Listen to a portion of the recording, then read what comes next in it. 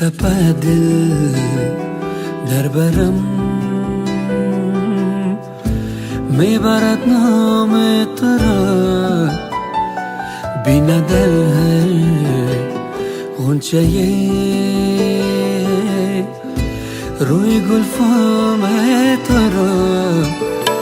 باده و جام تو را، عشق و پیغام تو را، زلف چون شام تو را، هر نفس قصه پرداز می شود، غزل و ساز می شود،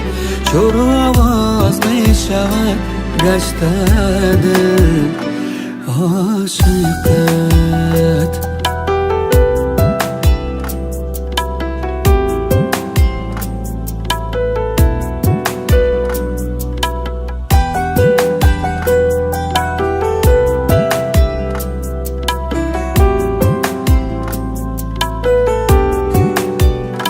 جاری تو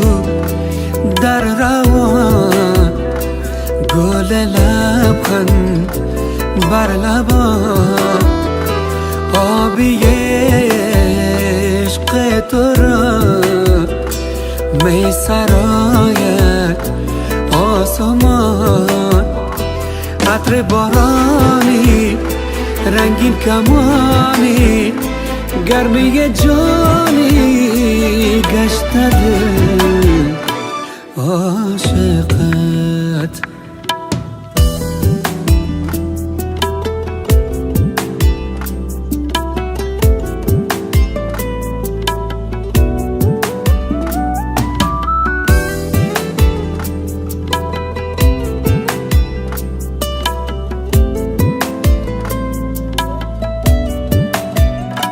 هر سو بینم هر کجا، از زمین تا به هوا، شور تو عشق تو معشره کرده بپا، تو به بهایی خوب خدایی، دلدار مایی گشته دل عاشقت.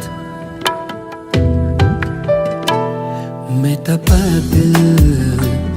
در برم، میبرد نام تو را، بیند در هر غنچه